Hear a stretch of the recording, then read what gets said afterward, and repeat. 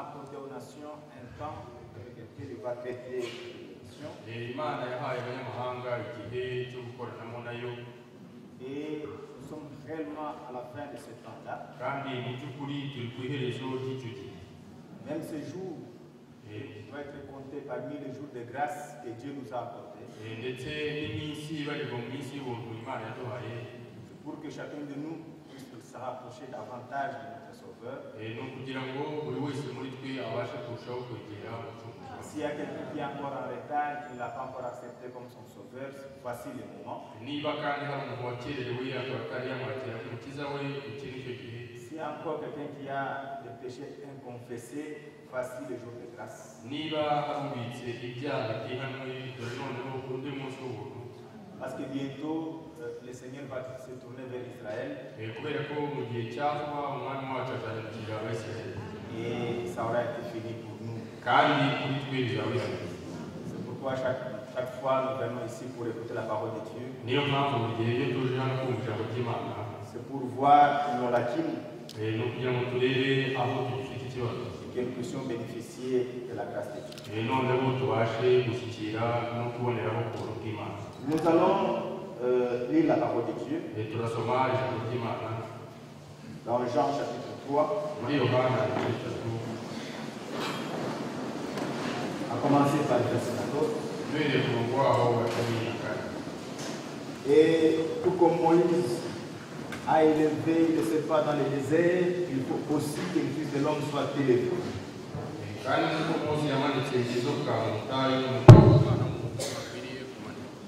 Afin que quiconque croit en lui ne périsse pas, mais qu'il ait la vie éternelle.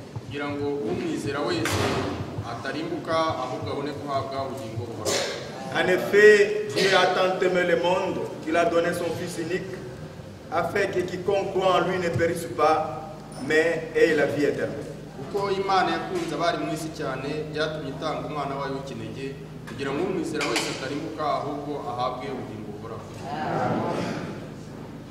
Seigneur notre Dieu, merci encore ce matin parce que tu as renouvelé ta bonté envers nous. Nous venons pour que tu puisses nous parler du haut des cieux.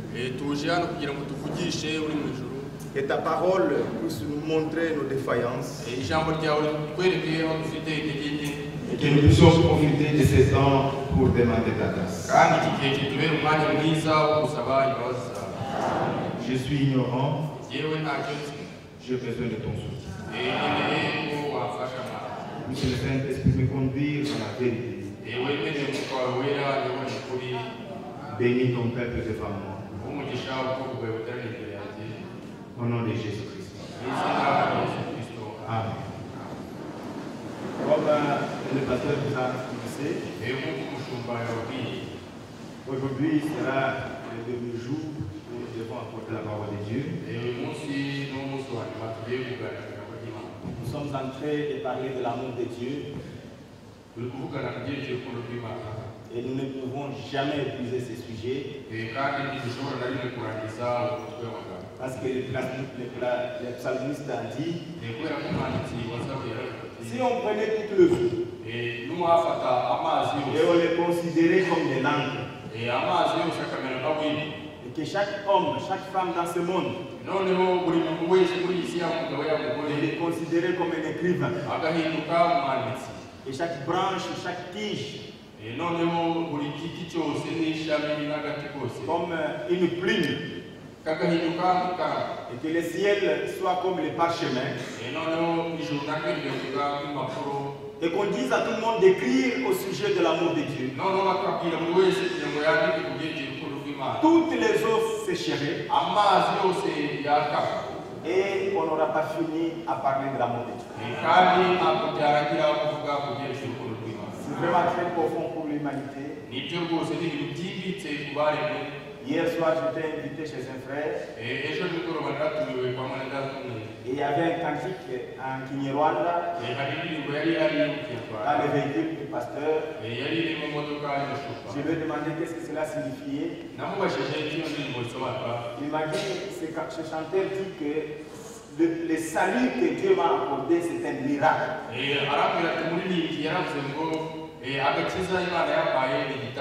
C'est vrai que nous devons considérer les saluts que nous avons eus de la part de Dieu comme un miracle.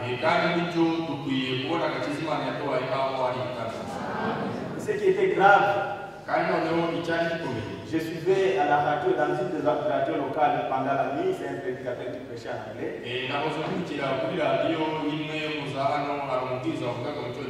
Le prédicateur a commencé à dire que le premier signe du péché, c'était la pauvreté. Et j'ai eu pitié de ces messieurs.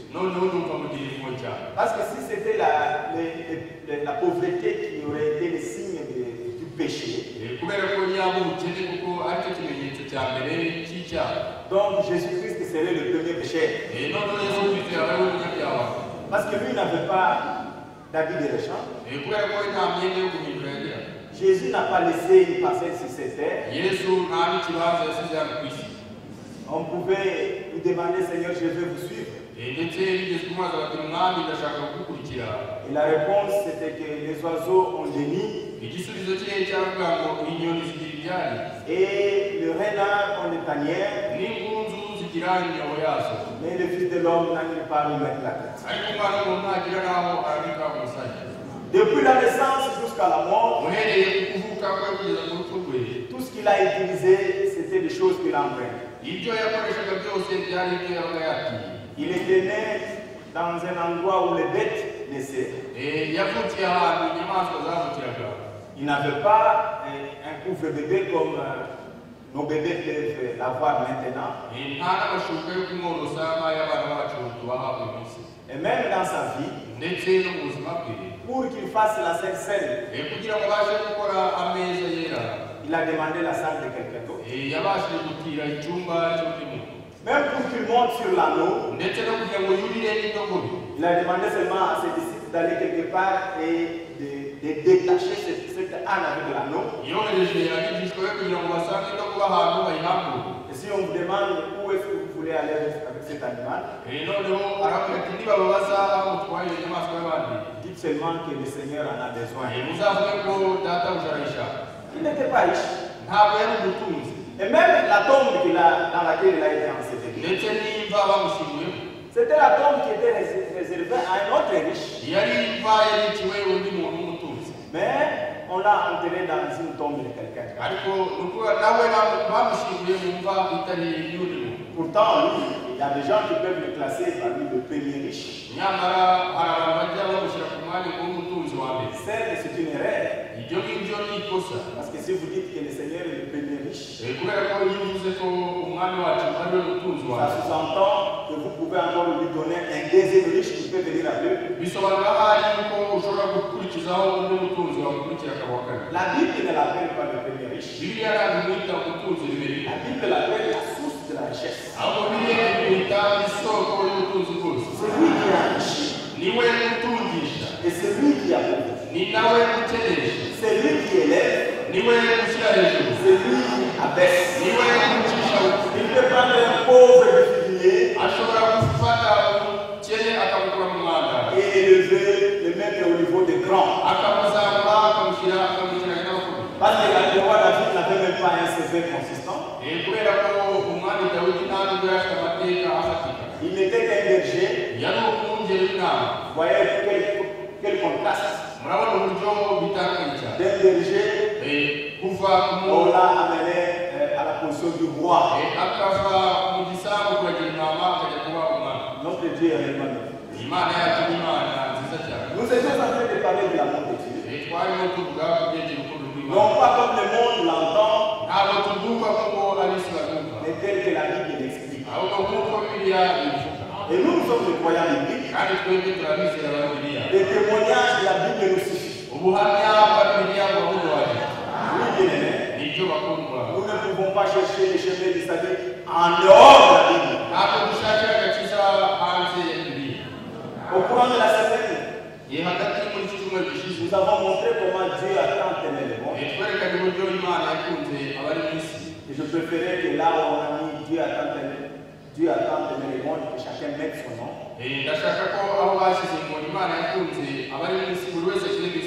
Il m'a tant aimé. Il vous a tant aimé. Et il a donné son fils unique. kandi yatanze umwana wayo w'ikinege Afin que quiconque croit en lui kugira ngo umwizera wese ne périsse point, ataribuka mais qu'il ait la vie. ahubwo abone ubugingo buhoraho. Mais le diable peut vous chuchoter. ariko satani ashobora gukongorera mu matwi Bien que vous ayez cru en lui, akakubwira ati nubwo wamwizeye vous allez périr, ariko nyamara uzaribuka vous allez vous perdre. uzaribuka. Ça, c'est un témoignage mensonger du diable. ubwo ni ubuhamya bw'ibinyoma buturutse ku mwanzi. Vous allez souffrir en lui. nibyo koko mu isi muzabona imibabaro, Mais prenez courage, ariko mukomere muhumure car j'ai vaincu le monde. kuko nanesheje isi. Nous avons montré comment le diable décourage les croyants. kandi twerekanye uburyo umwanzi aca intege abizera. C'est pourquoi même dans le monde, il y a beaucoup de gens aujourd'hui qui prennent du chanvre, niyo mpamvu muri iyi si hari abantu banywa urumogi qui prennent de la boisson. bakanywa ibiyobyabwenge. C'est pour chercher la consolation. ni kugira ngo hari babone ihumure. Nous avons les mêmes conditions, nous souffrons de la même manière. nicyo koko natwe turi mu buzima bw'ubwabo kuko turababazwa kuko Mais la différence avec nous, c'est que nous avons un consolateur. ariko bitandukanye hari kuko twebwe dufite uduhumuriza. C'est ce qui est très important. kandi icyo ni cyo cyangombwa. Dieu a prouvé un consolateur. imana yaduhaye Nous avons uduhumuriza. vu que plus les souffrances augmentent, twerekanye yuko iyo imibabaro ibaye myinshi, de plus encore la consolation abonde. ni nako ihumure naryo rirushaho kuba ryinshi. Si vous avez part à la souffrance, niba uyu munsi ufite umugabane mu mibabaro n'akaga, vous avez également droit à la consolation. ni nako ufite uburenganzira bwo guhumurizwa.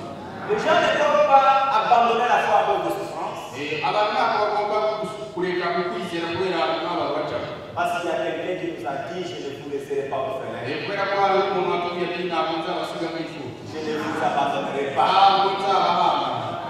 Ce n'est pas seulement nous qui souffrons ici. ntabwo ari twe twenyine tubabazwa hano. La Bible dit bibiliya iravuga ngo que ces souffrances sont imposées à vos frères et sœurs dans le monde entier. ati kandi mumenye yuko abera mu isi yose muhuje imibabaro. Et le prophète dit, kandi abahanuzi nawe baravuga ati dans le message de mémoriaux de Dieu trouvé au fil du temps, mu butumwa buvuga ngo ibyo twibukiraho imana byagiye bigaragazwa mu myaka uko yagiye isigara. il dit que les souffrances, aravuga ati imibabaro c'est très important pour nous, aravuga ati imibabaro ni iya ngombwa cyane kuri twe, parce que réellement, kubera ko mu by'ukuri c'est en vertu des souffrances binyuriye mu mibabaro que le Seigneur peut nous apporter beaucoup plus de force. aho niho umwami aboneka twongera imbaraga nyinshi. Dans ce témoignage du prophète, il dit ceci. muri ubu buhamya bw'umuhanuzi aravuga ati Et au paragraphe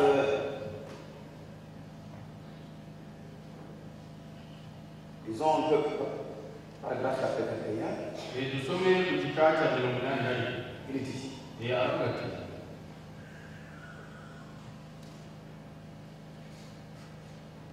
voilà, nous devons d'abord lire au 5 minutes. tubanze gusoma ku gika cy'108. Si lui s'est donné tant de peine pour s'assurer que le pont serait solide, niba we yaremeye gukoresha izo mbaraga zose kugira ngo yizere ko ikiraro kizaba gikomeye. il s'agit de l'histoire d'un jeune ingénieur. arimo baravuga ku mateka y'umusore w'umujeniyeri. En Amérique, il y avait un pont qui devait être construit par des ingénieurs. muri amerika hari ikiraro cyagomba kubakwa n'abubatsi. Mais tous les grands ingénieurs qui sont venus, ils ont échoué. ariko abenjeniyeri bakomeye bagerageje byabananiye. Vers le moment où un jeune ingénieur était arrivé, kugeza igihe umujeniyeri w'umusore yagereye, il a dit que moi, je saurais construire ce pont. aravuga ati jyewe nzubaka kino kiraro. Alors, il a vidé tout le sable qui était à ce niveau. noneho avana umucanga wose wari uri aho ngaho. Il est arrivé jusqu'au niveau du roc. aramanuka aracukura agera ku bitare. Et il a cherché les matériaux les plus résistants. noneho ashakisha ibikoresho bikomeye kuruta ibindi. Et il a construit son pont. arangije yubaka icyo kiraro.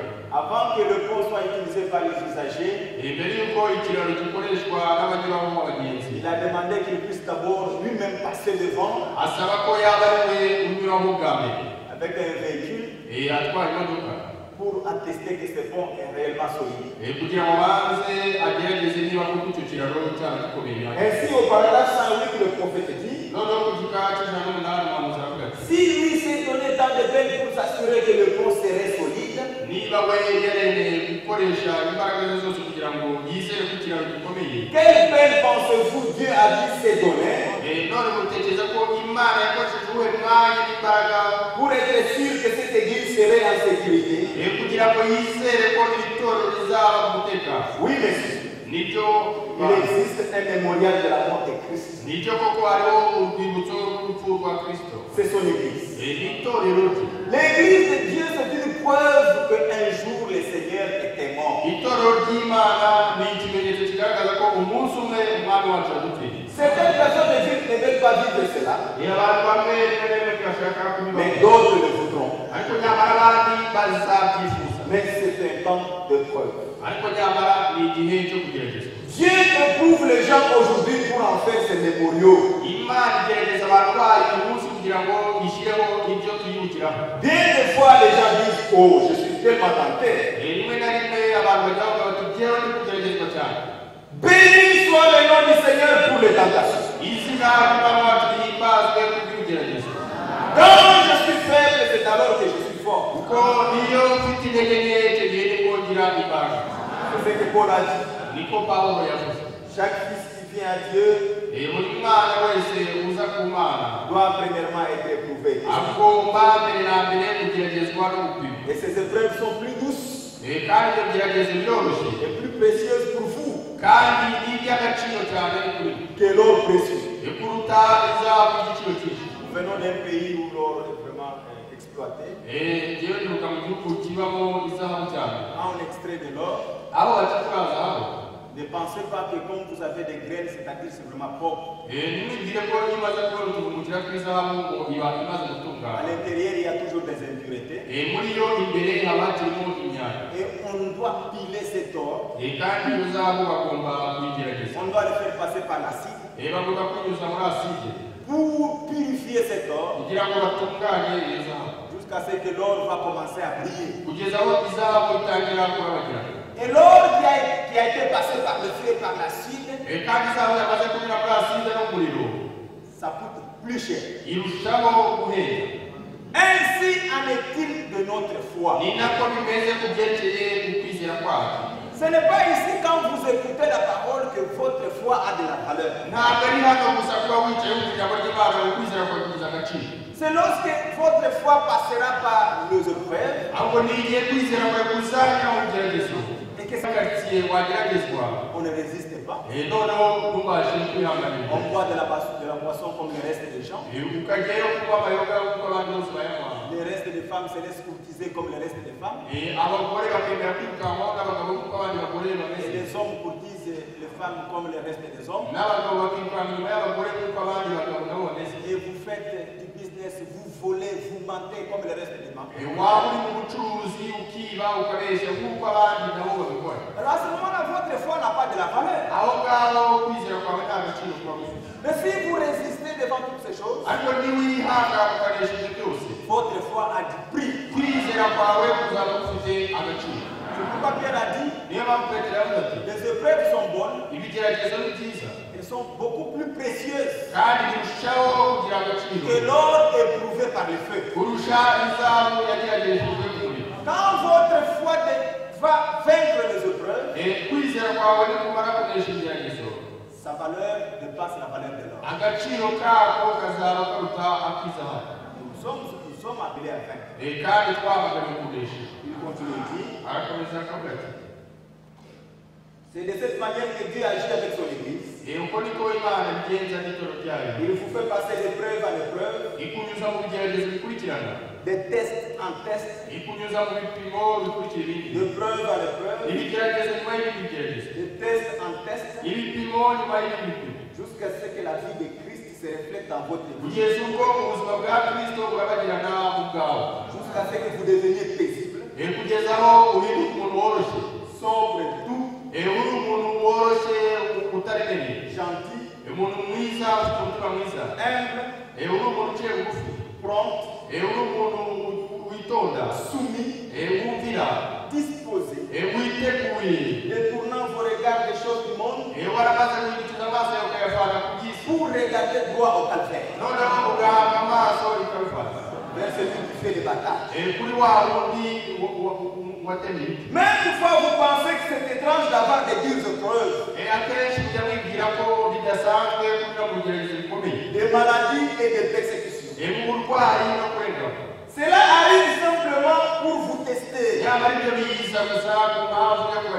pour ôter de vous la saleté, pour ôter de vous toute impureté, pour ôter de vous la lenteur, pour vous éveiller, au point que vous pouvez regarder, voir l'image réfléchie, au point que l'on peut voir l'image de Christ réfléchie en vous. Christ en vous, l'espérance de la gloire. Voyez-vous bien. Oh, le feu ne fait que la grève. Il ne fait que nous donner une nouvelle espérance. Chaque épreuve ne fait que les fortifier. Chaque fois qu'un coup de vent frappe un arbre, elle ne bouscule de part et d'autre. Et de part et d'autre. Il ne fait que dégager ses racines pour pouvoir les enfoncer davantage. Et acquérir une meilleure assise. Chaque fois que la maladie frappe votre maison, chaque fois que le peuple frappe votre maison, chaque fois que les voisins disent du mal de vous, ça ne fait que vous secouer. Ça ne fait que vous libérer complètement. Afin que vous puissiez vous enfoncer et prendre un meilleur appui. Les rochers éternels de la parole inébranlable de Dieu. Il envoie ces épreuves pour vous tester, pour éprouver, pour secouer, et pour donner une nouvelle assise. C'est comme l'arbre. Lorsque le vent est en train de secouer, ça permet aux racines de l'arbre de s'enfoncer. Lorsqu'un voisin est en train de parler à mal de vous, j'étais un jour dans mon bureau à l'église. Je vois une sœur venir dans le bureau, en train de pleurer. Pasteur, voyez, notre voisine là-bas, il ne cesse de m'injurier.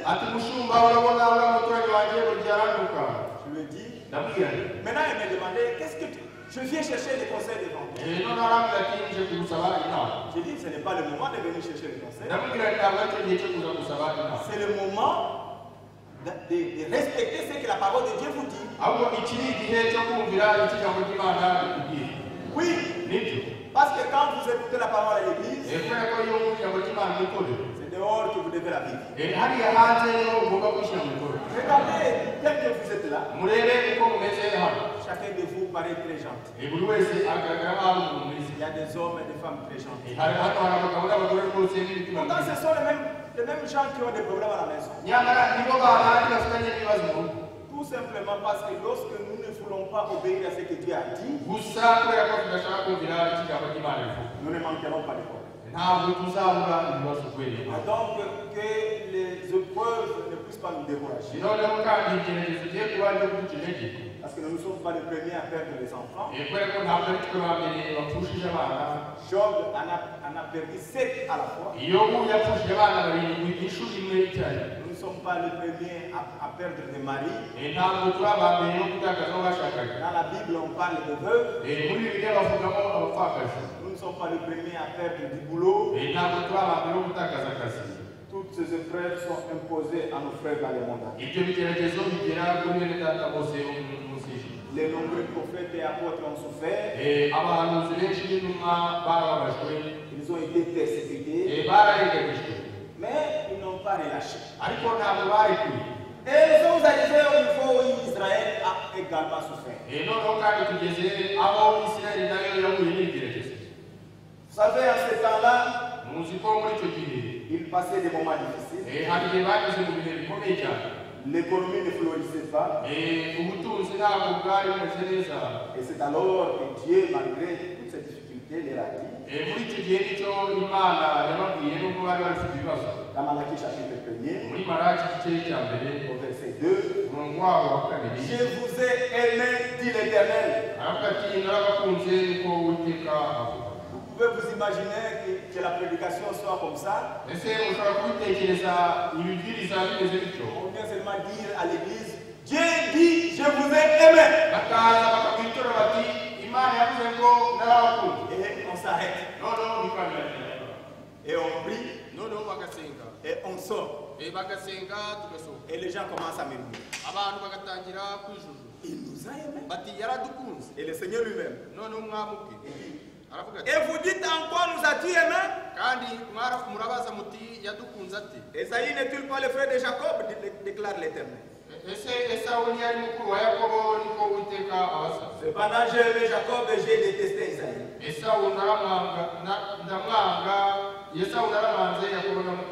Et c'est une histoire que vous connaissez tous. Ah, c'est une histoire biblique. Jacob était le frère d'Esaïe. Ils étaient dans le même sein. Et même à la sortie, il y avait un combat. Esaïe est sorti le premier. Jacob ensuite. Bien qu'Esaïe était sorti le premier, il était aimé de ses parents biologiques. Mais la grâce que Jacob a eue, il était aimé de Dieu. Notre problème, bien mes frères, ce n'est pas l'amour des hommes. Non, non. L'amour des hommes ne vous amènera nulle part. L'amour des hommes n'a amené nulle part Esaïe. Les hommes sont des hypocrites. C'est lui qui vous bénit ce matin. Le soir, il vous maudit. C'est lui qui vous donne le soir. Le matin, il est fatigué de vous. Mais c'est lui qui est aimé de Dieu. Il aura la joie à la fin. Et le fait seulement que Dieu ait choisi. Le fait seulement que le choix de Dieu soit porté sur vous. Voilà la plus grande preuve de l'amour. Et c'est ce que les gens oublient. Nous avons lu dans Romains chapitre 5. Je voudrais bien qu'on puisse revenir là-dessus. Que dit Paul dans Romains chapitre 5? Romains chapitre 5, nous commençons par le verset 1. Ainsi donc, déclaré juste sur la base de la foi, nous avons la paix avec Dieu par l'intermédiaire de notre Seigneur Jésus-Christ.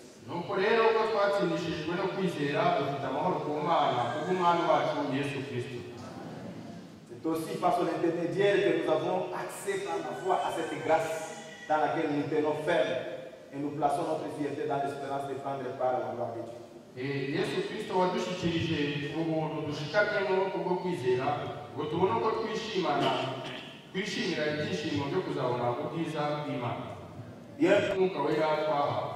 Bien aimés frères et sœurs, vous n'allez jamais apprendre à Dieu comment aimer. Parce que l'amour c'est sa nature. Vous n'allez non plus pas enseigner au diable comment haïr. Parce que la haine c'est la nature du diable. Pour qu'un homme puisse savoir la nature de Dieu, il faut que Dieu lui donne l'esprit de Dieu. Parce que vous savez que chaque nation a son esprit. Le Rwanda a son esprit. L'Ouganda a son esprit. Le Congo a son esprit. Et même les deux Congos en face. Chaque Congo a son esprit. Les Français, les Américains, chaque nation a son esprit. Si on nous laisse ensemble, chacun avec l'esprit de sa nation, rien ne va aller. Mais Dieu, a décidé doté au-dedans dans chacun de nous l'esprit de sa nation, l'esprit de sa tribu, et qu'il mette en nous son esprit. Pour que lorsque vous prenez un chrétien qui est dans la République du Rwanda, et vous le mettez à côté d'un chrétien qui vient de la République démocratique du Congo, ces deux personnes ici s'aiment.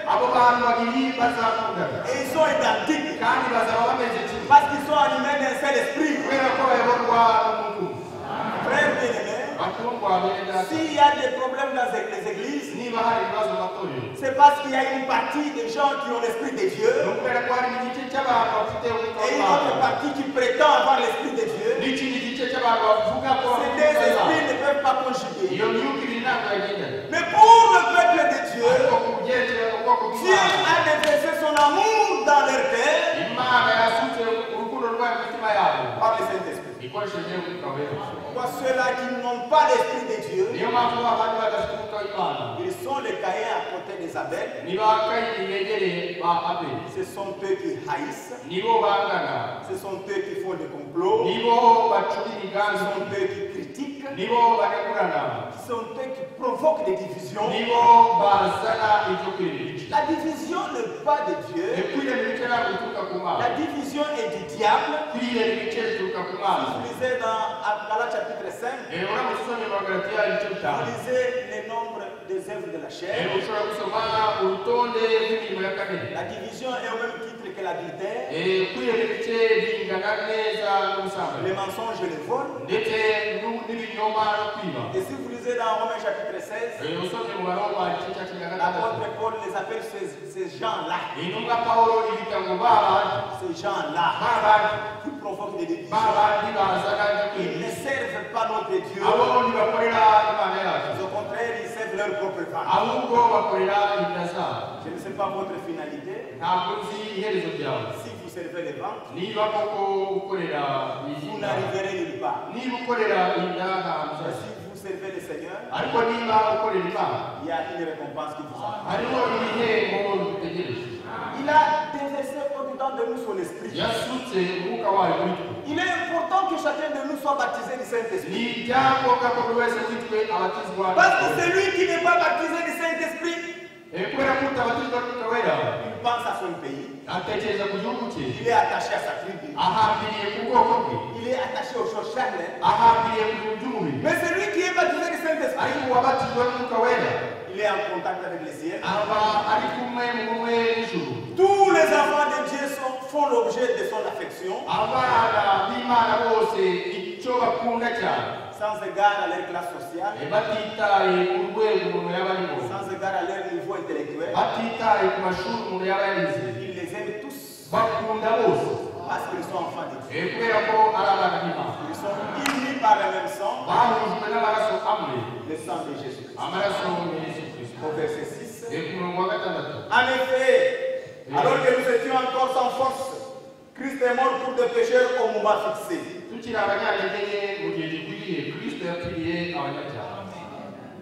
À peine mourrait-on pour un juste, peut-être accepteront-on de mourir pour quelqu'un de bien.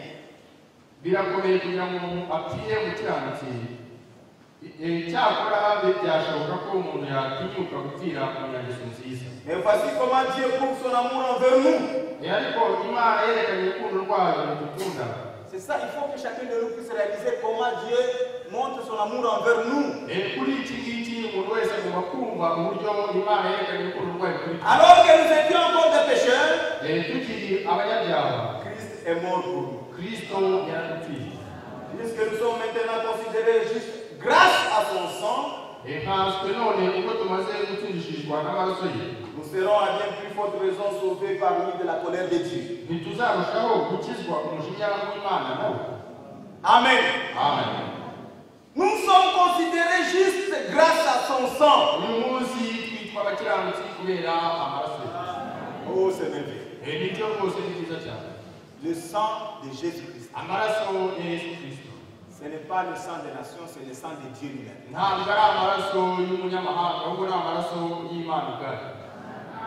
Le prophète dit dans le message dédicace, à son paragraphe 28, il dit, avant que vous ne puissiez jamais entrer dans la communion des croyants, vous devez être purifié par le sang de Jésus-Christ. Suivez très bien. Peu importe combien vous connaissez bien la Bible, peu importe combien vous connaissez bien la Bible, combien on vous l'a bien expliqué, vous devez reconnaître le sang du Seigneur Jésus et être purifié et sanctifié de vos habitudes mondaines. Fumer, boire, jouer à l'argent. Vous les femmes, vous portez des vêtements immoraux.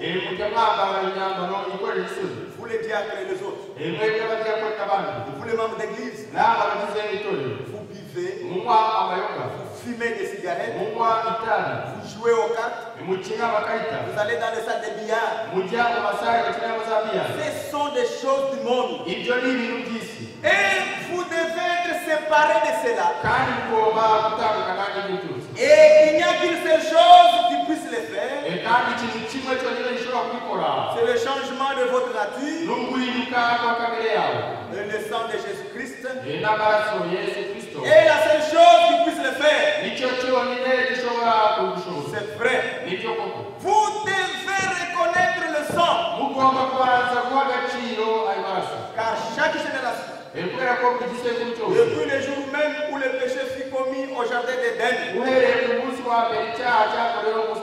Dieu a fait une préparation pour qu'il soit de nouveau en communion avec l'homme. C'était par le sang. Peu importe combien votre église est bonne, combien de dénominations vous avez, combien vous êtes bien préparés, combien vous avez crié, ce que vous avez dit en langue, seul le sang de Jésus vous sépare des choses du monde. Amen.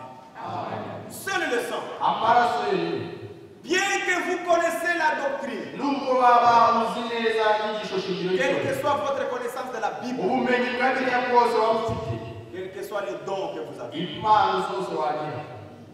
vous êtes déclaré juste à cause du sang.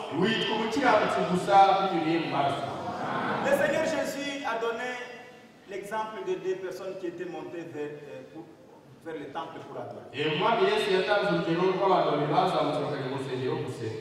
Il y a un qui a dit, Seigneur, merci.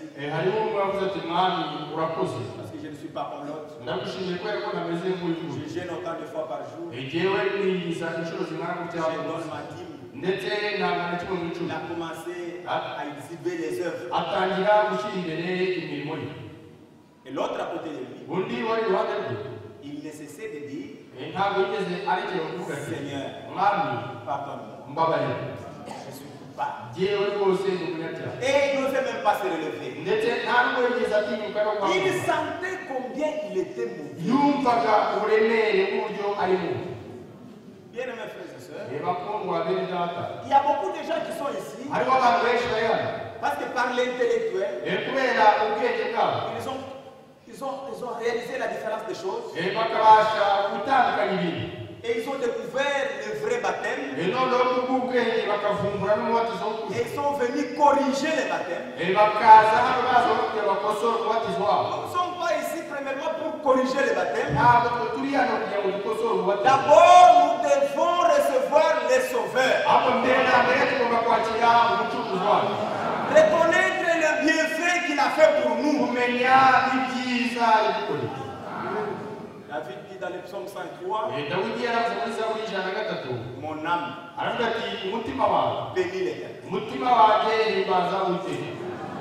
Lui, il Il y a des gens qui bénissent les prophètes, Et hariho abantu benshi bahimbaza umuhanuzi, qui bénissent les pasteurs. bahimbaza umushumba wabo. C'est comme si ce sont eux qui ont été la source du salut. Nk'aho abo ngabo ari bo soko y'agakiza Il kabo. y a même des gens qui peuvent nous dire, Hariho n'abantu bashobora kutubwira bati, qu'est-ce que vous seriez si le prophète William Branham ne venait pas? uyu munsi muba mumeze gute iyo umuhanuzi William Branham ataza? Ah non, ça c'est un blasphème. Oya, ibyo ni ugutuka Imana. Qu'est-ce que je serais? Nari kuba nde?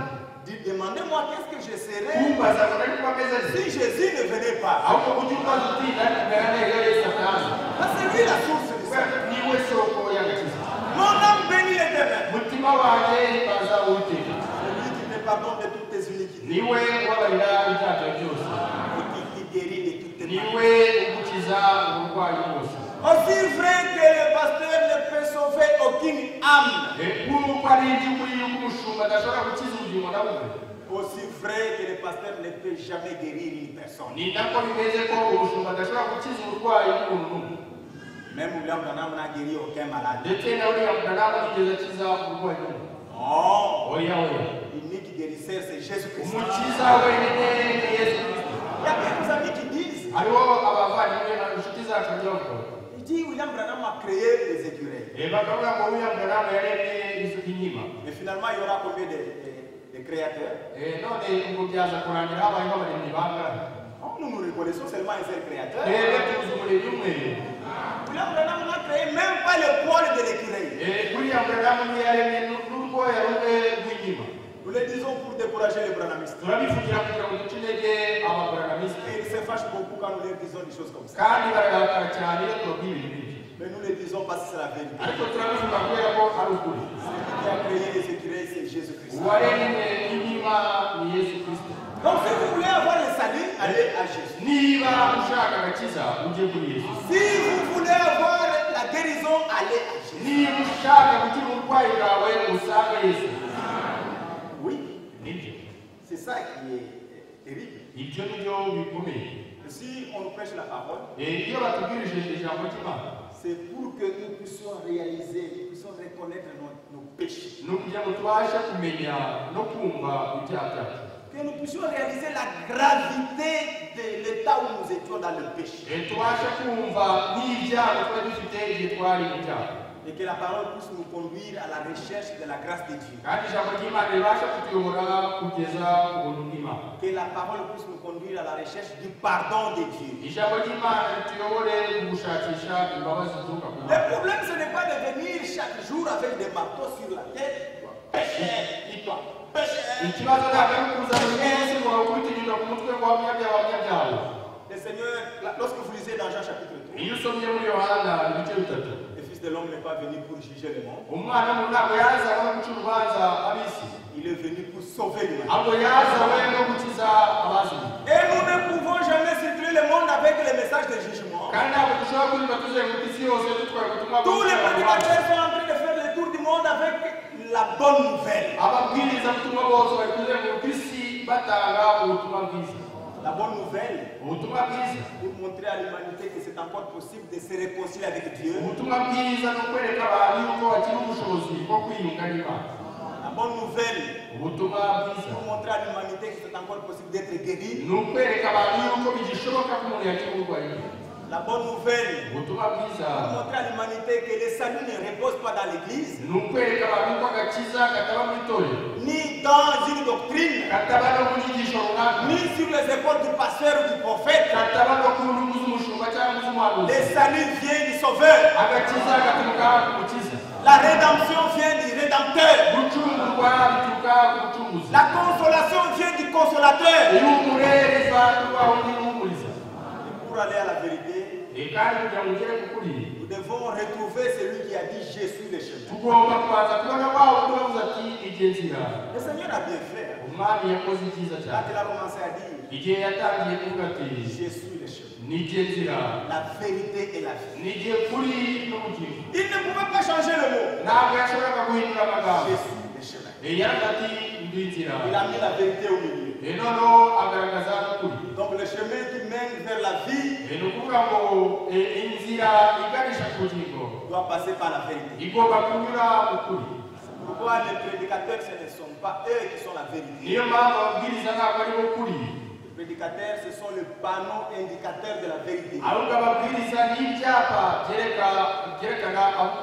Ils vous indiquent où se trouve la vérité.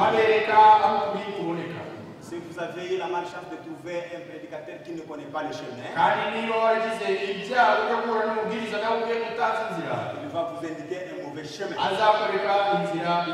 Voyez-vous bien.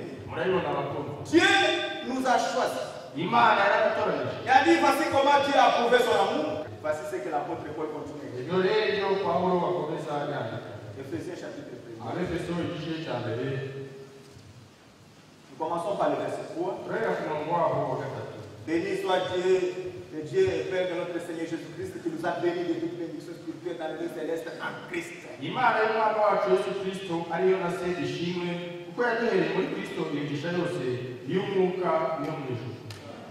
En lui, Dieu nous a choisis avant la création du monde pour que nous soyons saints et sans défaut devant lui.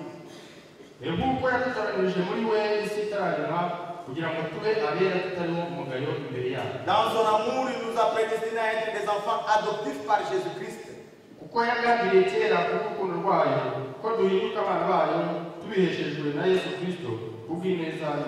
C'est ce qu'il a voulu dans sa bienveillance. Regardez un peu. Il nous a choisis en Christ avant la création du monde pour que nous soyons saints. C'est la même manière. Lorsqu'Israël a dit en quoi nous a-t-il aimé, tu as dit quoi? Vous dites en quoi nous a-t-il aimé? Jacob n'était pas le frère d'Ésaü?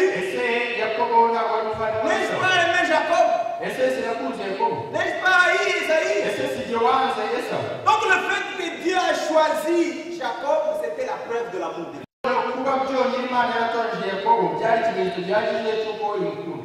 Oh, comme l'amour de Dieu est électif. Si vous regardez le monde entier, il y a des grands riches. Mais Dieu passe à côté d'eux. Il ne leur montre pas le chemin. Il les laisse. Mais toi qui es très bas, il porte son regard sur nous. Vous savez, un jour à la piscine de Bethsaïda, j'aime bien ça. La Marc chapitre 5. La Bible dit qu'il y avait beaucoup de malades. Le Seigneur était en train de se promener. Ici, il y a un malade. Il le dépasse. À gauche et l'autre. Il le dépasse. Il était en train de passer en revue. La Bible dit qu'il y avait plein de malades. Mais il arrive devant quelqu'un qui avait déjà fait 38 ans. Bien aimés frères et sœurs, même la guérison et le temps de la guérison dépend de Dieu. Et c'est le signe de l'amour de Dieu. Vous pouvez vous imaginer le Seigneur qui laisse tous les autres malades, mais il s'arrête seulement devant ce malade qui avait déjà fait 38 ans. La Bible dit vaillant qu'il était malade. Le Seigneur sait que tu es malade. Et le Seigneur, il sait qu'il est le médecin. Il y a beaucoup de gens quand ils sont malades, ils pensent que le Seigneur ne sait pas qu'ils sont malades. Rien ne surprend le Seigneur. Rien ne le surprend. Il a posé la question. Veux-tu être guéri? Veux-tu être guéri? Oh, vous savez, quand l'ange se jette dans la piscine, il y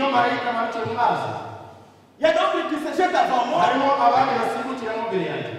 Ce n'était pas ça la question. Veux-tu être guéri? Le Seigneur n'a pas besoin de vos explications. Il suffit de dire Amen à la parole. Parce que lui a déjà fait. Dans Ésaïe chapitre 53, Esaïe l'avait dit. Yesaya yari yamaze kubibona. Il dit c'est par ces blessures Aravuga ati ni kubw'ibikomere bye que nous sommes guéris. twamaze gukira uburwayi. C'est par ces blessures que nous serons guéris. Ntabwo ari kubw'ibikomere bye tuzakira uburwayi. C'est par ces blessures ahubwo ni kubw'ibikomere bye que nous sommes guéris. twamaze gukira. Là où vous êtes déjà guéris. aho wicaye wamaze gukira. Le problème c'est d'accepter cette guérison. Ikibazo ni ukwakira ubukira. Veux-tu être guéri? Ese urashaka gukira? Oh, pendant que je vais me jeter, iyo nshatse gusimbukiramo comme je n'ai pas de force, kubera ko nta mbaraga mfite un autre se jette. undi arananga akajyamo. C'est pas ça le problème. ntabwo ikibazo ari iki. Il faut accepter. birasaba ko wemera. Le problème, il faut accepter ce que Dieu a dit. ikibazo ni ukwemera ibyo Imana yavuze. Vous savez, cet homme qui était à la piscine, muzi uwo muntu wari uri ku kidendezi peut-être il manquait de force, yenda hari nta mbaraga yari afite mais il voyait, ariko yararebaga il entendait. yarumvaga. Et vous ne pouvez pas avoir toutes les difficultés du monde. kandi ntabwo ari wowe wakwikorera ibibazo byose by'isi. Votre difficulté, ce n'est pas ma difficulté. ikibazo cyawe wowe ntabwo ari cyo kibazo cyawe. Et ma difficulté, ce n'est pas la difficulté du monde. n'ingorane yanjye ntabwo ari ingorane yiwe. Si lui, il manquait de force, niba we yaraburaga imbaraga mais Dieu a donné à ce monsieur quelque chose qu'il n'avait pas donné à quelqu'un d'autre. ariko hari icyo Imana yari yaramuhaye atari yarahaye. Au moins, il lui avait donné les oreilles pour entendre. nibura we yari yaramuhaye amatwi yo kumva. Et le Seigneur a parlé. kandi umwami yavuze. Il ne parlait pas à ses pieds, ntabwo yabwiraga ibirenge il parlait à ses oreilles. yabwiraga amatwi. Veux-tu être guéri? aramubaza ati ese urashaka Là, gukira? il n'y avait pas besoin de pieds. aho ngaho ntabwo yari akeneye ibirenge. Il était question des oreilles. byari ikibazo cy'amatwi. Car il est écrit kuko byanditse ngo dans Romains chapitre mu baroma igice cya 10 10. La foi kwizera vient de ce qu'on entend. kuzanwa n'ibyo twumva De ce qu'on entend de la parole de Dieu. kandi ibyo twumva biturutse mu ijambo ry'Imana. Simplement, il avait la difficulté de marcher nibyo koko yari afite ikibazo cyo kugenda ou de se déplacer rapidement. cyangwa se kuba yakwihuta. Mais au moins, Dieu lui a donné les ariko nibura Imana yari yaramuhaye amahirwe qu'il soit capable d'écouter la parole. yuko yagira ubushobozi bwo kumva ijambo ry'Imana. Et le fait qu'il s'est arrêté devant lui. kandi ibyo biri kuba Imana yarahagaze imbere ye C'est un choix.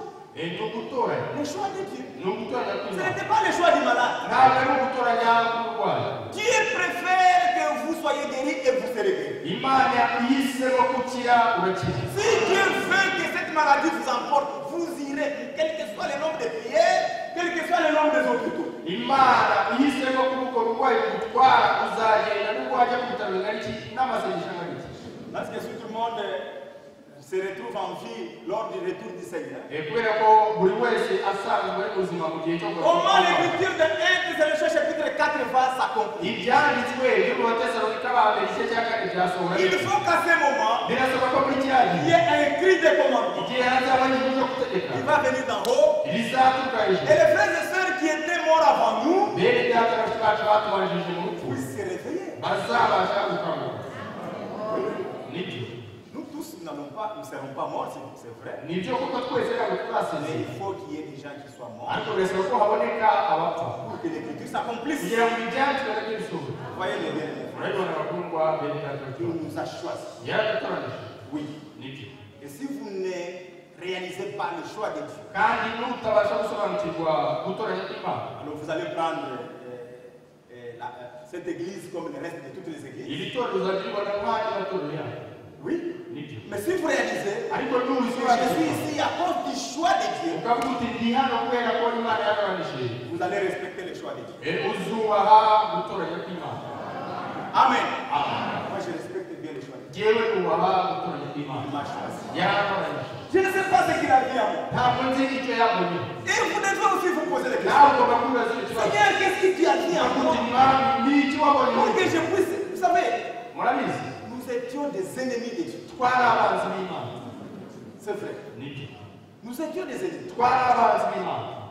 La Bible dit nous étions morts. bibiliya iravuga ngo twari dupfuye. Oui, si vous lisez au chapitre suivant, usomye mu gice gikurikiraho chapitre 2. mu gice cya kabiri. Quant à vous, vous étiez morts à cause de vos fautes et de vos péchés. namwe yarabazuye abari bapfuye buzuza ibicumuro Que vous by'ibyaha. pratiquiez autrefois conformément à la façon de vivre de ce monde. ibyo mwagenderagamo kera mukurikiza imigenzo y'isi. Conformément au prince de la puissance de l'air. mugakurikiza umwami utegeka ikirere. De l'esprit qui est actuellement à l'œuvre parmi les hommes rebelles. ari we mwuka ukorera mu batumvira. Nous étions morts. twari dupfuye. Nous étions parmi les rebelles. twari turi mu bigo. Quand un esprit rebelle entre dans une femme, iyo umwuka Vous la verrez raccourcir sa jupe au-dessus des genoux.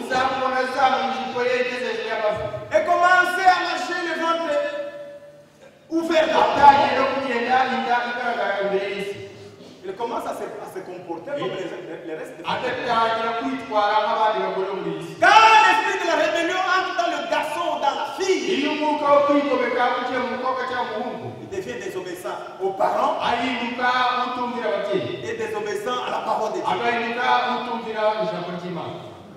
Il faut la grâce de Dieu. Nous étions. Et la Bible dit. Nous tous aussi, nous étions de leur nombre. Notre conduite était dictée par les désirs de notre nature propre, puisque nous accomplissions les volontés de la nature humaine, et nos pensées, et nous étions par notre condition même destinés à la colère, tout comme les autres.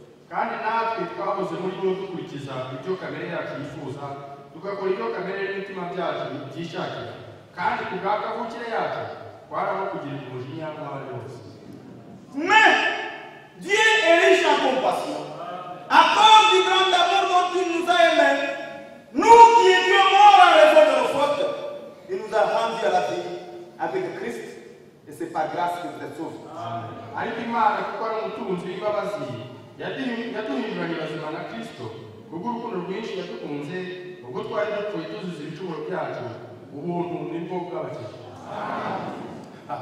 Nous étions morts.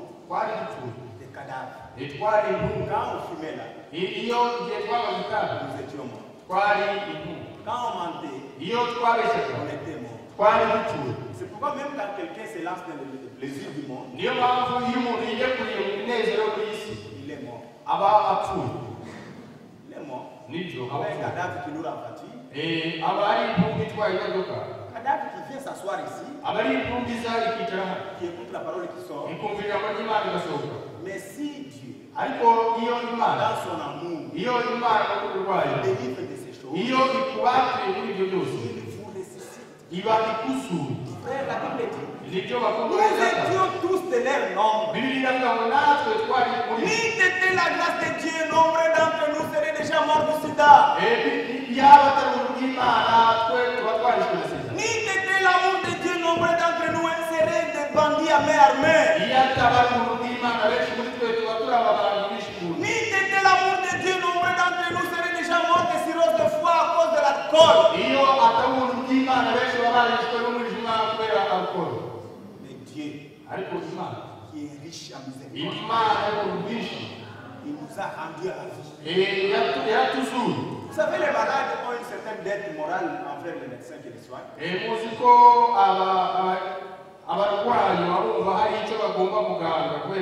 C'est le médecin là qui m'a soigné. J'étais vraiment malade. Que Dieu le bénisse, frère. Il m'a fait du grand travail.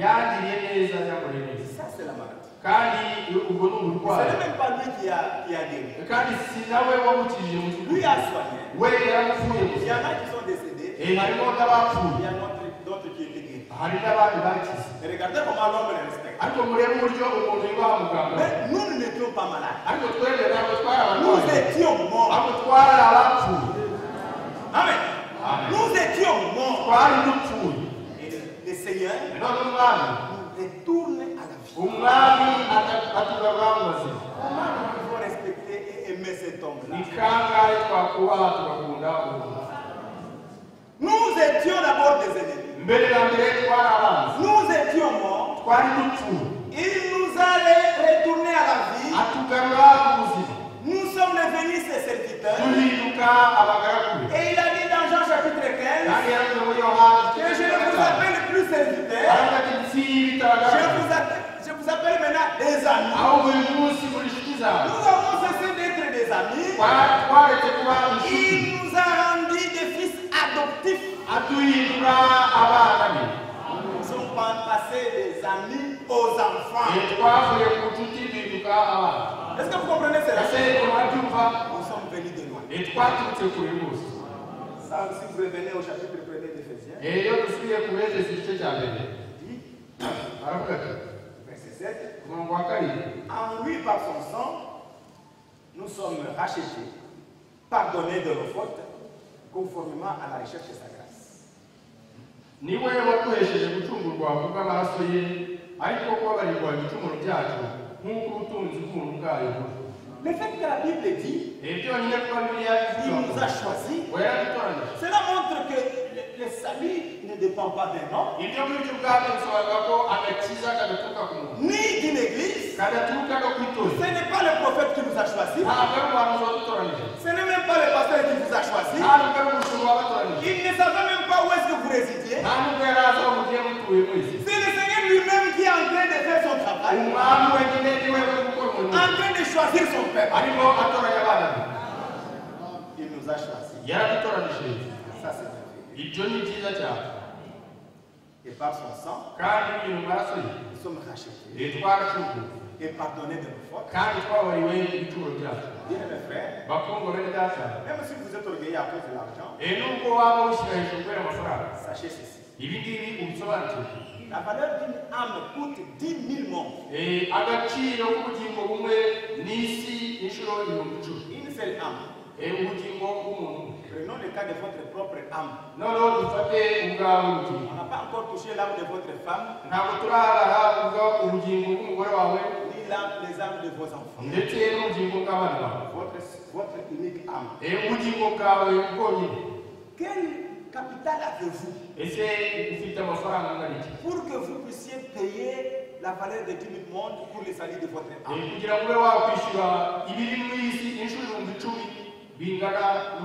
Vous étiez en prison et aucun montant ne pouvait suffire pour vous sortir de la prison de péché. En Jésus-Christ, à cause de ce sang, vous avez été racheté. Et en plus, il vous appartient. L'amour de Dieu s'accompagne du pardon. S'accompagne du pardon. Le frère Franck écrit ceci. Dans la lettre circulaire 54. À la page 6. Il dit l'amour de Dieu est ce qui est de plus grand. C'est ce qui est de plus grand. Amen. Il y a des gens qui peuvent se féliciter. Oh, moi, je suis aimé du pasteur. C'est très bien. Même si vous êtes aimé du pasteur. Et si vous ne reconnaissez pas l'amour de Dieu, vous n'avez encore rien découvert. L'amour de Dieu est ce qui est le plus grand. Dieu est amour. Et au travers de son esprit, qui est réellement son être intime, il fait des siens son habitation. À travers eux, il vit sa vie avec toutes ses caractéristiques et ses vertus. Dieu fait de nous son habitation. En nous, il continue à vivre sa vie. Par le Saint-Esprit. Alors si nous injurions, c'est le diable qui vit sa vie en nous. Si nous faisons des complots pour des frères, pour des sœurs, c'est le diable qui continue sa vie en nous.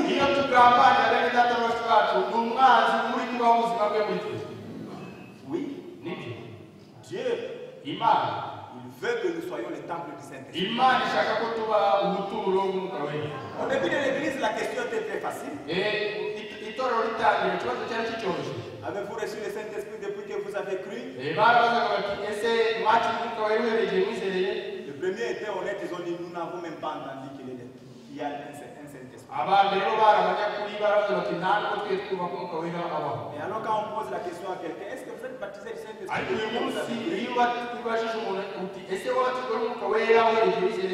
Commence à se gratter la tête. Il dit, ah mon frère, c'est une expérience personnelle. Tu peux me poser par La question est très simple, ma soeur. Depuis que vous avez cru, avez-vous reçu le Saint-Esprit? Parce que le Seigneur, quand il vient, il ne vient pas prendre les prédicateurs.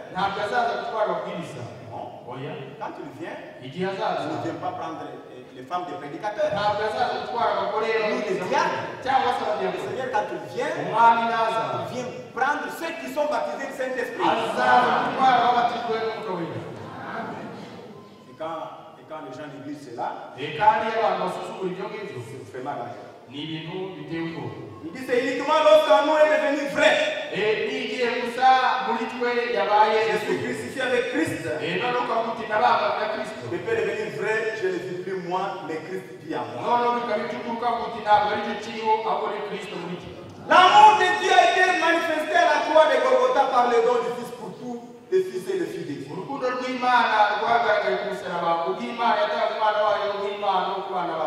Dans cet amour, le plein pardon et la pleine réconciliation ont été réalisés. Celui qui ne vit pas le pardon et la réconciliation n'est pas mort avec Christ. Mais au contraire, il est un homme trompé, quel qu'il soit. Celui qui pratique dans cette vie l'irréconciliabilité et l'inimitié n'a point de place là-bas. Il met de côté la croix avec le pardon et la réconciliation et foule au pied le sang de l'alliance. Celui qui ne vit pas de notre Père, l'ABC de nos croyants, n'a pas du tout besoin de prononcer cette prière. En effet, dans cette prière se trouve encore si vous pardonnez aux hommes leurs fautes, votre Père Céleste vous pardonnera aussi à vous. Mais si vous ne pardonnez pas aux hommes leurs fautes, votre Père ne pardonnera pas non plus vos fautes. Amen. C'est très simple. Si vous ne voulez pas que le Seigneur vous pardonne, retenez les péchés des autres. Et même les fautes de votre propre femme. Si après des gens me disent, pasteur, moi cette femme, je ne peux pas pardonner. Et la femme qui dit également, pasteur, pour cette faute pour mon mari, jamais je ne peux pas pardonner. Et la sœur qui dit, cette sœur, parce qu'elle m'a injurié, parce qu'elle a parlé à mal de moi, jamais je ne lui donnerai mon bonjour, jamais je ne passerai chez elle, je ne lui céderai même pas ma main. Elle était à et pourtant ça c'est l'ABC du croyant. Avant que vous ne connaissiez le mystère, ça c'est le fondamental. La chose la plus simple, le pardon. Pourquoi vous pouvez garder la faute d'un frère, la faute d'une sœur, jusqu'à quand les deux familles ne vont-elles pas s'entendre? Jusqu'à quand deux prédicateurs ne vont-ils pas s'entendre? Vous allez où? Vous n'allez pas à Paris. Vous allez au ciel. Celui qui est au ciel a dit, si vous ne pardonnez pas, le Père Céleste ne pardonne pas. C'est très simple. Nous avons l'obligation de pardonner même les méchants de nos voisins. Vous savez quand quelqu'un vous fait du mal et que il vous injurie par exemple. Quand vous l'injuriez, vous allégez sa punition. S'il vous tape, vous aussi vous tapez. Vous allégez sa punition. S'il vous a escroqué, vous l'amenez au parquet. Je me serais occupé de lui. Ça fait embrouiller la chose. Parce que lui-même a dit, à moi la vengeance. À moi la rétribution. Il faut laisser le Seigneur lui donner une gifle.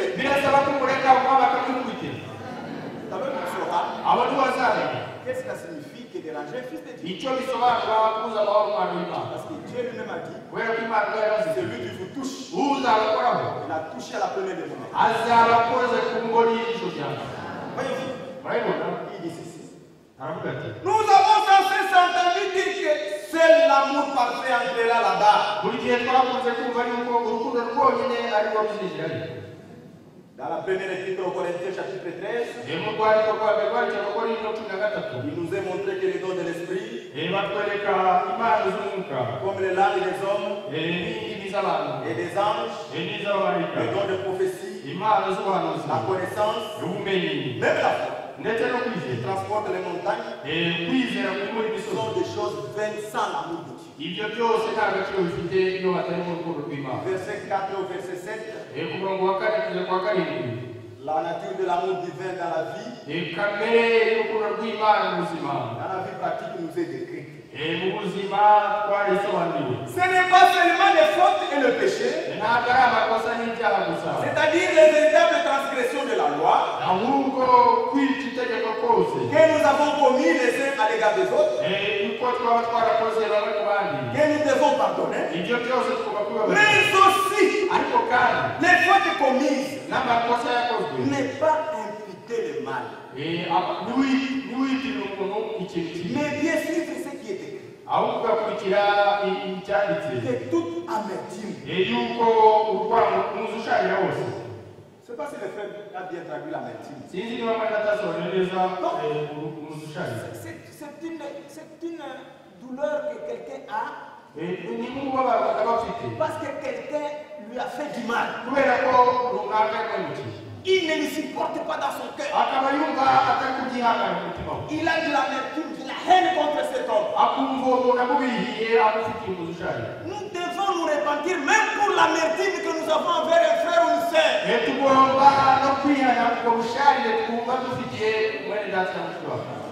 Frère bien-aimé. D'ailleurs, quand vous retenez les fautes des gens, vous vous dérangez vous-même. Quand vous vous rencontrez avec lui, je ne serais même pas passé par ce chemin. Donc vous-même, vous n'êtes pas libre. Même quand vous êtes en train de saluer les frères et sœurs, avec joie, vous arrivez chez les frères, vous vous détournez. Donc ce n'est pas les frères qui souffrent, c'est vous-même qui souffrez. Au contraire, si vous l'avez pardonné, quel que soit le niveau de la faute, il se demande, cet homme est normal. Il ne me cherche pas, mais lui. Il ne cherche pas, mais lui, il t'a pardonné. C'est un grand homme. Un grand homme pardonne les restes. Un grand homme, c'est pour cela qu'il a pardonné les restes. Mais le frère les retient toujours. Il pleure même. C'est quoi? Oh, il m'a regardé. Et il a regardé à côté. Il m'a regardé. Le Seigneur Jésus n'était pas respecté. Toute notre vie est couronnée par le mépris. Vous savez, si vous voulez vivre heureux, ne cherchez pas que les gens vous respectent. Ne cherchez pas que les gens vous respectent. Mais si vous voulez absolument que les gens me respectent, dans ce monde-ci, le monde qui a méprisé Jésus, vous allez faire ça. Que vous ayez l'argent, on va vous mépriser. Que vous soyez pauvre, c'est encore pire. Que vous ayez du travail, on va vous mépriser. que vous n'ayez pas étudié, c'est encore pire. Et la meilleure vie, c'est être humble.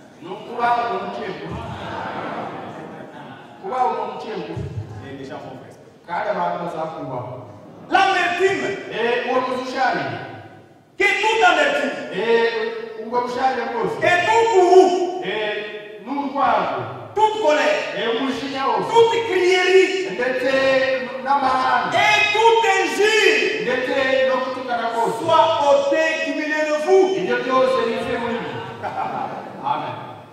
Quand on apprend les décès, c'était vraiment injurieux, vous n'avez pas dit. Vous savez, il y a des péchés qui sont dénudés. Tout comme il y a des habits qui sont dénudés. Pour un chrétien, le péché est dénudé. Vous mettez seulement un injurieux. Regarde ta tête. Toi qui es bête. Toi. Il est encore dans les choses démodées. On a donné des noms aux hommes de Dieu. Il y en a qui s'appellent Élie. Il y en a qui s'appellent Branham. Il y en a qui s'appellent des Franck. Il y en a qu'on appelait Vianney. Mais les mêmes enfants auxquels on a donné des noms de Rachel, de Sarah, ce sont les mêmes enfants qu'on a injuriés. Vous injuriez Élie. Vous injuriez Franck. Tout simplement parce que c'était un enfant. D'injure. Que ça soit adressé à l'enfant. Moi, une personne adulte. Ça a la même valeur de péché. Amen. Que ça soit adressé à votre mari ou à votre épouse, c'est la même valeur du péché. Alors la Bible dit que cela soit ôté du milieu de vous. De même que toute malice.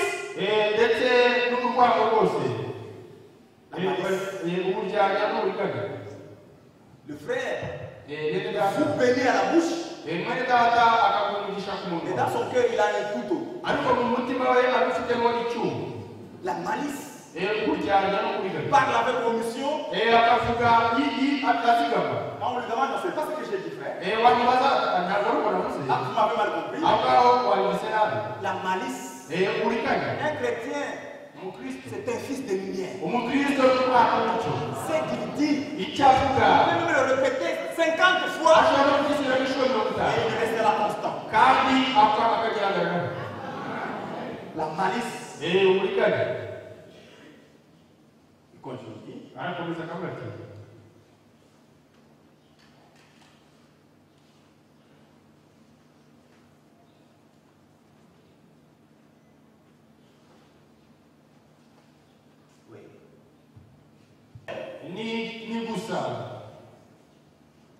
Toute malice. Mais soyez bons les uns envers les autres.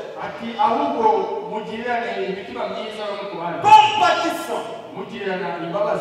Vous pardonnez les uns aux autres.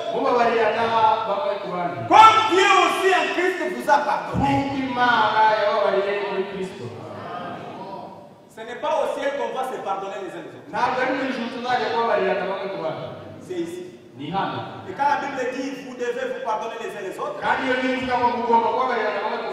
au milieu de nous, il ne manquera pas de faute. Oui.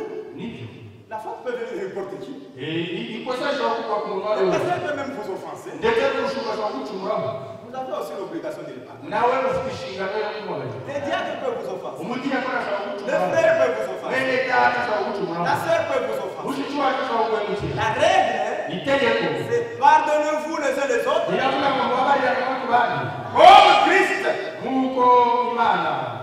Comme Dieu nous a aussi pardonné en Christ. Qui est-ce que nous étions nous? Avant que le Seigneur nous pardonne. On n'était pas encore baptisés. Mais Dieu nous a aimés malgré notre état de péché. Oui. Quelqu'un qui refuse de pardonner, c'est un orgueilleux. Parce qu'il oublie ce que lui-même était. Où est-ce que le Seigneur l'a ramassé? De la même manière que le Seigneur m'a pardonné. Moi aussi je pardonne. C'est ça la vie chrétienne. Nous devons veiller à ce qu'aucune amertume, qui est véritablement la racine de tout mal, ne vienne à lever en nous. C'est seulement après que tout ceci soit devenu vrai dans notre vie et que nous ayons pris part à la nature divine que nous pourrons tout à fait concrètement compter prendre part à l'enlèvement. Amen. Amen. Si nous venons seulement que toutes ces choses demeurent à nous, alors nous perdons le temps. C'est à cause du sang que nous avons eu le pardon. Il nous a élus. Il nous a sauvés conformément à son plan. Quand quelqu'un vous a choisi seulement, vous allez vous vanter pour. La Bible dit, pourquoi juges-tu ton frère? Qu'est-ce que tu as que tu n'as reçu? Et si tu l'as reçu, pourquoi te glorifies-tu? Il y a des gens qui sont de grande taille. Ils regardent des gens de courte taille. Ils disent, mais pas aussi chouti, tu vas parler avec moi. Celui qui a fait les élucis chouti, il a fait de moi aussi de grande taille. Pourquoi tu peux les glorifier? Toi aussi, noir comme tu es là. Tu vas parler avec moi. C'est le Seigneur qui a fait des uns blancs. Les autres noirs. Qu'est-ce que tu as reçu? Qu'est-ce que tu as que tu n'as reçu? Toi aussi, tu vas parler avec moi, toi. Le Seigneur t'a fait gros. Il a aussi fait de cet ordre mince. Qu'est-ce que tu as que tu n'as reçu? Si c'est l'intelligence, cela est venu de Dieu. Tout ce que nous avons vient de lui. Alors nous devons éviter que toutes ces choses puissent nous amener à nous vanter. Parce que nous ne pouvons ni gagner les saluts, ni les mériter. On n'a fait aucun effort pour que le Seigneur nous choisisse. Ce n'est pas parce que nous étions intellectuels ou très intelligents que nous avons été choisis. Rien alors. La Bible dit, c'est par la grâce que vous avez été sauvés au moyen de la foi. Le moyen de la foi. La grâce ne travaille jamais en dehors de la foi. Quand vous croyez la parole de Dieu, c'est alors que vous recevez la grâce de Dieu. Sans la grâce de Dieu, le salut reste inaccessible à nous. Pour recevoir cette grâce, pour recevoir le salut, nous devons réaliser que nous-mêmes nous sommes incapables de nous sauver. Il n'y a que Dieu qui a le pouvoir. Oui, le sang de Dieu. Nous qui étions perdus, il ne nous a pas laissés dans cette perdition. Nous qui étions morts, il était libre de nous laisser dans notre mort. Mais il n'a pas regardé à toutes ces choses. Il a décidé de nous redonner encore la vie. Et c'est là. Nous ne pouvons que lui donner notre reconnaissance. Et lui dire merci Seigneur. Si quelqu'un n'est allé se passer. Paul écrit ici. Il dit quand à vous, vous étiez morts à cause de vos fautes. Nous ne devons jamais oublier d'où nous sommes sortis. Parce que David a écrit dans le psaume 51. Psaume 51. Il dit ceci. Au verset 1er. Psaume 51. Oh Dieu, fais-moi grâce, conformément à ta bonté, conformément à ta grande compassion, efface mes transgressions.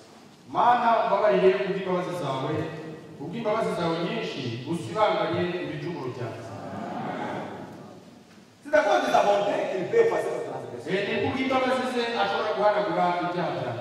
Lave-moi complètement de ma faute et purifie-moi de mon péché.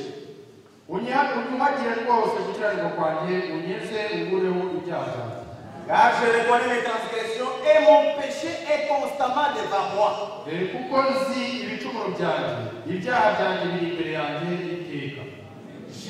reconnais mes transgressions et mon péché est constamment devant moi. Ce n'est pas parce que vous avez cru que vous avez oublié que vous finiez le champ. Ce n'est pas parce que vous avez cru que vous avez oublié que vous passiez les jours et les nuits dans les bars. Ce n'est pas le fait que vous avez cru que vous avez oublié que vous avez fait la vie de prostitution. Il faut que nous puissions nous rappeler de ces choses. Et voir la gravité de cet état dans lequel nous étions. Ah, cet état, j'étais mort. Ce n'est qu'avec ça que vous aurez la possibilité d'être reconnaissant au Seigneur. Et en étant reconnaissant, vous aurez l'unité. Vous aurez l'unité. Vous n'allez pas mépriser. Tu dis, moi je ne peux pas les mépriser. J'étais de leur nombre. D'ailleurs, elle n'a encore rien fait. J'ai fait des bêtises. Voyez-vous? Donc, en reconnaissant ce que nous étions, même quand nous rencontrons des gens qui ne croient pas comme nous, et que tu les as révélés aux petits-enfants. Oui, Père, je te loue de ce que tu as trouvé bon de faire ainsi. Personne ne connaît le Père. Si c'est le Fils. Personne non plus ne connaît le Fils. Si c'est le Père. Et c'est lui à qui le Fils veut le révéler. Est-ce que vous comprenez cela? Personne ne connaît le Père. Ah, j'aime cela. Personne ne connaît le Père. Si ce n'est le Fils. Personne ne connaît non plus le Fils. Si ce n'est le Père. Et c'est lui à qui le Fils veut le révéler. Amen. Si le Fils ne veut pas, vous n'aurez pas la révélation. Ne pensez pas que ces gens qui sont dehors là-bas, ils veulent être là. Non. Il y a des gens qui ont des voix maintenant rock à cause de prier, de chanter.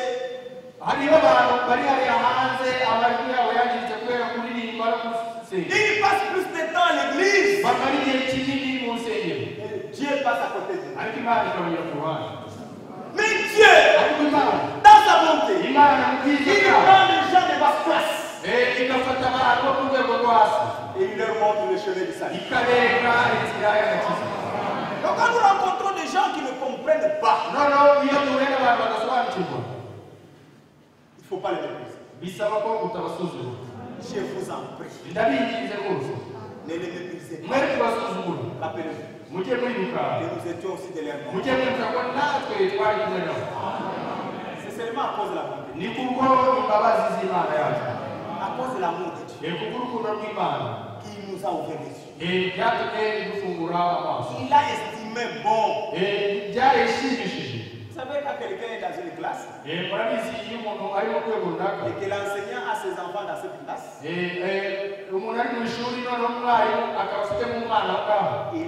écrit les tests. Il donne à chacun de ses élèves. Et les enfants qui ne sont pas les enfants de cet enseignant, ils croient qu'ils sont très intelligents. Mais l'enseignant alors, dans son amour, il passe à côté de son enfant. Il facile les réponses. Prenez note. Enfant. Il passe encore chez l'autre. Prenez note. Son propre enfant. Tous les enfants de l'enseignant ont la réponse. Vers le moment où on doit donner les résultats. Ce sont les enfants de l'enseignant qui distinguent. Les enfants posent des questions. Papa, d'où vient que ces gens qui sont très intelligents ont échoué? Et que nous avons eu le maximum. Et le père lui répond. Il vous a été donné de comprendre. Mais à eux, cela a été caché. C'est écrit dans Matthieu chapitre 13. Nous n'avons fourni aucun effort. Dieu nous a fait comprendre sa volonté. Dieu a mis sur notre chemin les serviteurs qu'il a envoyés. Il nous a ouvert les yeux. Nous avons reconnu le message. Nous avons reconnu des véritables serviteurs. Mais aux autres, pendant qu'ils sont en train de critiquer, lui, il nous ouvre les yeux. Nous ne pouvons qu'être reconnaissants au Seigneur. C'est pourquoi, bien aimé, on chantait quand je songe à l'amour de Dieu. Et à tout ce qu'il a fait pour nous. Je ne peux que dire merci Golgotha. Oui. Le Seigneur a fait des grandes choses. Oui. C'est pourquoi le message est apporté. C'est l'offre qu'on doit. On donne l'offre. Ici nous avons les saluts. Ici nous avons la guérison. Le Seigneur Jésus a versé son sang pour vous rendre juste. Il suffit seulement d'accepter ce qui a été fait à la croix. C'est fini. Ce n'est pas de la mathématique. Ici il y a la guérison. Il suffit seulement de croire. Et c'est pas ce que nous sommes guéris. C'est fini. Voyez-vous, l'évangile est donné comme l'offre. On publie la délivrance. On publie le salut à quiconque veut. La vie éternelle, c'est qu'ils te connaissent toi le seul vrai Dieu. C'est lui que tu as envoyé. Jésus-Christ. La vie éternelle. Nous étions des enfants des hommes. Morts. Nous sommes devenus des enfants de Dieu. Et il y a la vie éternelle. Il y a un frère que j'ai trouvé en train de prêcher. Et il a commencé à blasphémer. Il a lu dans Jean chapitre 17. Il dit la vie éternelle. C'est qu'ils te connaissent toi le seul vrai Dieu. Et Branham que tu as envoyé. Bien aimé frère, dans les salles, il n'y a l'intervention d'aucune personne. C'est Dieu, c'est la décision de Dieu. Dieu lui-même. C'est Dieu qui a décidé de nous choisir nous. Et Et même quand vous êtes ici, ce n'est pas la décision du prophète. Tel que vous êtes réunis ici, je sais que ça peut choquer beaucoup de gens. C'est la vérité. Ce n'est pas la décision du prophète. Ce n'est même pas la décision du pasteur. C'est la décision de Dieu. Lui-même il a dit, sortez d'humilier de mon peuple. Nous ne sommes pas les peuples de Branham. Non. Nous ne sommes même pas ses enfants. Non. Nous ne travaillons même pas pour lui. Ce n'est pas lui qui va nous payer. Nous ne travaillons pas dans son champ. Nous ne sommes pas des branhamistes. Nous sommes dans le champ de Dieu. Oui. Et nous sommes de sa tribu. La tribu de Jésus. C'est lui le Seigneur. Il a dit sortez d'humilier de mon peuple. Et il a mis en nous le don de la foi. On a mis cet appel à sortir. Nous l'avons suivi. Et il nous a mis à sa table. Nous sommes en train de manger. C'est encore lui qui nous nourrit. Les serviteurs ne sont que des cuisiniers. Les cuisiniers. Ils sont en train de préparer pour les enfants du roi. Jésus a demandé à ses disciples. Entre celui qui mange à table et celui qui est à la cuisine en train de préparer, qui est le plus important? J'estime que c'est vous. Vous qui êtes à table. Le Seigneur nous appelle nous les serviteurs inutiles. Que Dieu soit loué. Voyez-vous aider. La faveur illimitée de Dieu qui a fait de nous des chrétiens. Pas nos efforts, pas nos capacités, pas notre choix, pas le travail que nous faisons. Non. Vous savez, William Branham dit, il peut arriver que je me déplace. J'ai dit à ma chère épouse, je m'en vais à la mission. Je ne peux pas l'appeler, tenir ça à l'oreille. Vous savez, je m'en vais à la mission de service. Jamais vous ne soyez embrassé par un homme. Si vous osez faire ça, et à son retour, la femme qui est aussi l'oreille, vous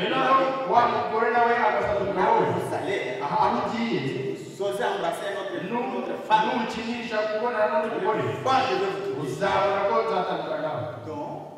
Il dit, tellement que j'aime mon époux, je ne voudrais pas faire quelque chose de faux parce que je ne voudrais pas la blesser. Et aussi, il ne voudra pas faire quelque chose de faux parce qu'elle ne voudra pas me blesser. Si nous ne commettons pas d'adultère, ce n'est pas par crainte de sida ou par crainte de l'enfer. C'est parce que nous nous rappelons comment Dieu nous a aimés. Et que nous ne voulons pas faire quelque chose de faux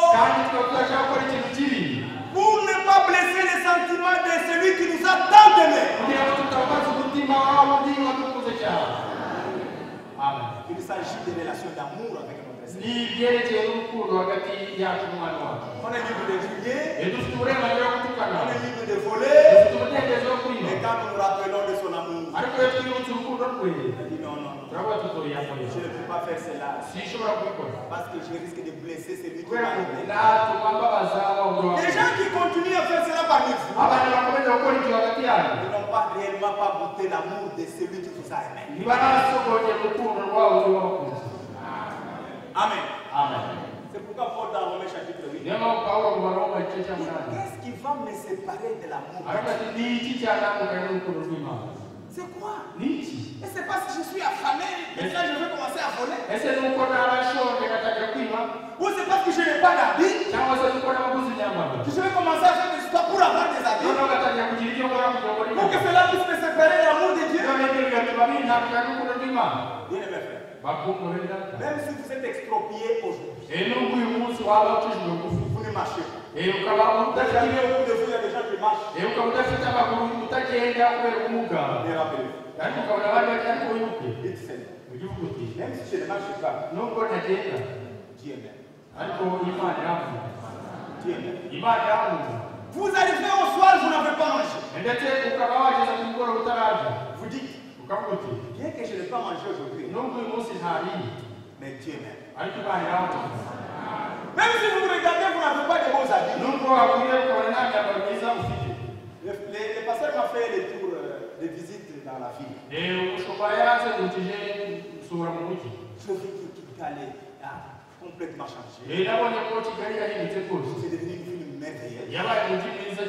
Je lui ai dit, le moment dans lequel nous vivons, il est bon d'être chrétien. Parce que si vous regardez tout ce qu'il y a, des jolies maisons, des jolies voitures, et que si vous n'avez pas ces choses-là, en étant païen, vous allez mourir de soucis. C'est le meilleur moment. On soit chrétien. Même si nous manquons les choses du monde, mais au-delà de nous, dites, bien que je marche, le Seigneur m'aime. Il m'a choisi. Car il est écrit dans Actes chapitre 15, Dieu a jeté le regard sur la nation. Il s'est choisi un peuple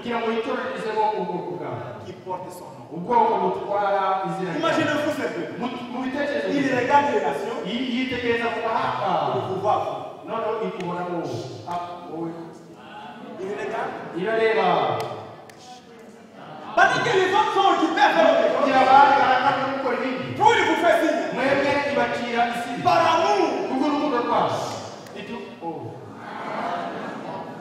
Voyez-vous, Dieu, quand il a jeté le regard au monde, aux nations, et même au monde, il a laissé des grandes personnes, des riches, des personnes élevées. Il m'a choisi. Seigneur, merci.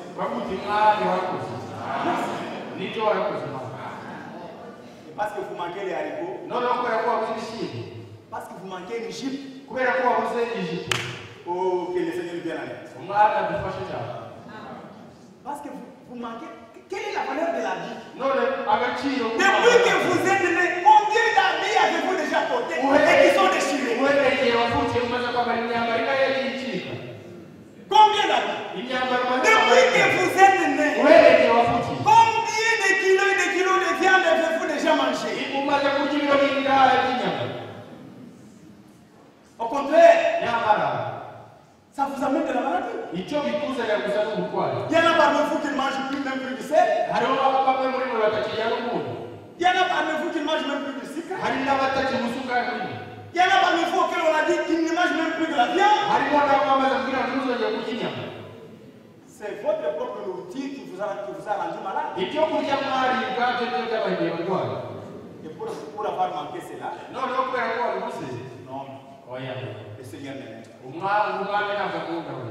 Le Seigneur ne m'aime pas. Pourquoi s'il m'aimait, pourquoi il ne me donne pas à manger? Pourquoi il ne me donne pas le vêtement? Pourquoi?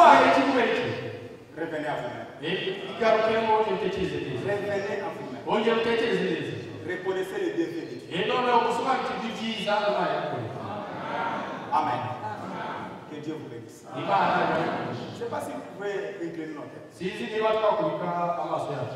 Nous sommes arrivés à la fin.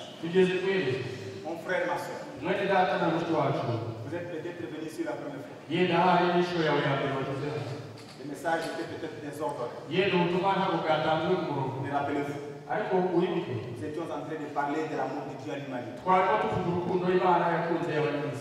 La Bible dit Quand vous écoutez la voix de Dieu, n'endurcissez pas votre cœur. Voici le jour de salut. Voici le jour de grâce.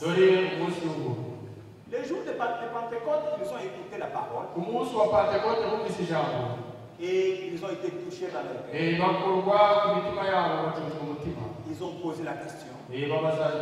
Comme frère, que ferons-nous? Parce que devant nous, il y a un danger.